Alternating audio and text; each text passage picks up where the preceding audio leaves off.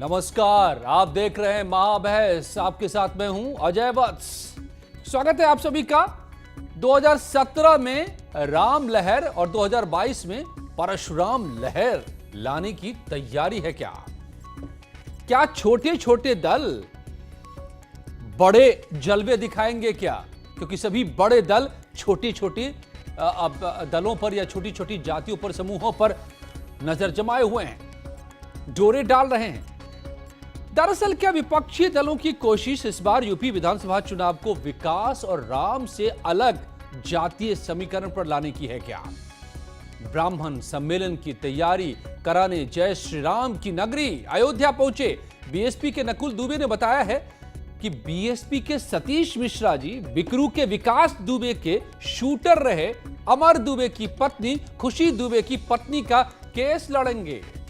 खुशी दुबे को जेल से रिहा कराने में मदद करेंगे।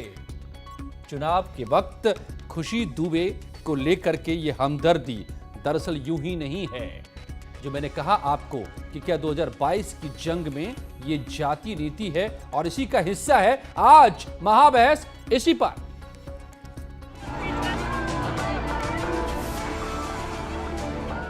छोटे दलों के साथ बड़ा खेला करेंगे अखिलेश। दूसरी बार लेवाई थी तो आपको याद होगा ये सरकार न बेड दिला पाई, न ऑक्सीजन दिला पाई, न दवाई दिला पाई। अगर कोई इलाज के लिए जाना चाहता था अस्पताल में कोई इंतजाम दिला पाई और लाखों लाख लोगों की जान चली गई। ब्राह्मणों का हाथ दिलाएगा सत्ता का साथ। कुछ राजनीतिक दल जाति आधार पर भी सम्मेलनों की रचना रच रहे हैं। वोट की जरूरत पड़ रही है तो आपको जाति और धर्म याद आ रहे हैं। चुनावी कुरुक्षेत्र में जाति चलेगी या विकास? हम समाजवादी लोग हमेशा से समाज के विकास की राजनीति करते हैं, समाज को आगे ले जाने की बात करते हैं, समाज को अपने पैरों पे खड़े होने की बात करते हैं। हम जाति धर्म की राजनीति पे विश्वास नहीं करते और भारतीय जनता पार्टी जाति धर्म का एजेंडा चलाना चाहती है। इस बार उत्तर प्रदेश की जनता उनके इस एजेंडे को खारिज कर देगी और समाजवादी की सरकार होगी। 2022 की रण में मुद्दों पर बात या जाति पर दांव? जो चरित्र है वो गुंडा, अपराधी, माफिया का संरक्षण करने वाला है और ऐसी पार्टी को अब उत्तर प्रदेश में कोई कहीं पर भी स्थान देने वाला नहीं। माया को सोशल इंजीनियरिंग दिलाएगी सत्ता।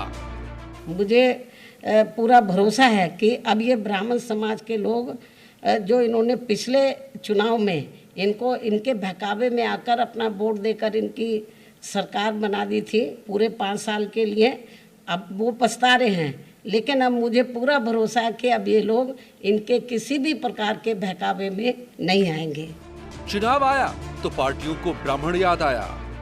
अब जब 2022 का चुनाव आया है तो Bahujan Samaj party, Samajwadi party, Bharatiya Janata party सभी को ब्राह्मण समाज की याद आ गई है।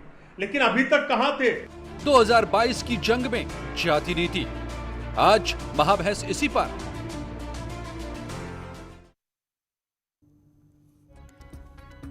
बड़ी दिलचस्पी है ये भी राजनीति। यूं कहें तो जादू करने की कोशिश होती है राजनेताओं की। आपको बदलेंगे, खुद तो बदलते ही रहते हैं बात बात पर। हमें आपको जनता को भी कहते हैं पल भर में बदल जाइए, मेरी पिछली सारी बातों को भूल जाइए, अब जो कह रहा हूं उसी को याद रखिए। और इसलिए सवाल है कि ब्राह्मण निषाद पर निगाहें 2022 पर निशाना है क्या? अब निषाद की बात कहां से आई? तो समाजवादी पार्टी के अखिलेश यादव जी लगातार इधर भी डोरे डाल रहे हैं, बीजेपी का भी यही हाल है। ब्राह्मणों का हाथ क्या सत्ता का साथ दिलाएगा? और चुनावी कुरुक्षेत्र में जाति चलेगी या फिर विकास? 2022 की जंग में क्या जाति नीति को लेकर के बढ़ रहे हैं दल और सभी दल के दिल में ब्राह्मणवाद आ गया है क्या? आइए पूछता हूं डॉक्टर उमाशंकर पांडे, प्रवक्ता कांग्रेस के, हीरो वाजपेयी प्रवक्ता बीजेपी के डॉक्टर एमएच खान, बीएसपी के नेता डॉक्टर आशुतोष वर्मा प्रवक्ता एसपी के हैं, और रामदेव शर्मा जी हैं, अध्यक्ष हैं ब्राह्मण विकास मंच के राष्ट्रीय राजधानी क्षेत्र में। स्वागत है आप सभी का। रामदेव जी से मैं पूछूंगा कि क्या ये छले गए थे ब्राह्मण, दुखी हैं ब्राह्मण मौजूदा सरकार से, और इसलिए अब डॉक्टर एमएच खान की पार्टी बीएसपी को ही फिर से एक बार वोट दें, 15 साल पुराने फॉर्मूले को वापस लाएं। लेकिन पहले तो एमएच खान साहब, ये दर्द क्या कहलाता है कि विकास दुबे, एक बार फिर से समझा दूं, विकास दुबे जो बिकरू वाले थे, जिनका एनकाउंटर हो गया था, जिन्होंने बहुत सारे पुलिस का एनकाउंटर किया था, ऐसा आरोप है, उनके शूटर अमर दुबे की पत्नी खुशी दुबे को जेल से छुड़ाने के लिए आपके नंबर 2 कहें तो नेता, अगर नंबर 2 कोई है बीएसपी में, तो अब सतीश मिश्रा जी केस लड़ेंगे। क्या बात है, और सारे ब्राह्मण आपको वोट दे देंगे, क्या यह फॉर्मूला है? क्या नहीं, फार्मूला ये तो आप बता रहे हैं ना। माननीय प्रधानमंत्री पार्लियामेंट में खड़े होकर कह रहे हैं कि मैंने इतने दलित बनाए मंत्री, इतने बैकवर्ड क्लास के बनाए मंत्री, इतने ब्राह्मण क्लास के बनाए मंत्री, इतने ठाकुर समाज के बनाए मंत्री। इसको आप क्या कहेंगे? इसको आप क्या कहेंगे? और खुशी दुबे की गुनाह क्या है? वो 3 दिन की बेहता लड़की है, उसको अभी तक चार्जशीटेड नहीं किया गया है, चार्जशीट तक नहीं उसके खिलाफ दाखिल की गई है। उसका गुनाह क्या भाई? उसका हस्बैंड मान लीजिए क्रिमिनल था, गुंडा था, बदमाश था, कुछ था, उसका क्या दोष है?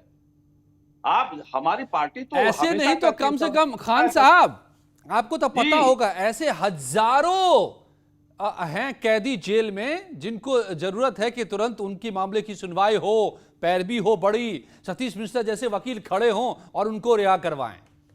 खुशी दुबे ही क्यों?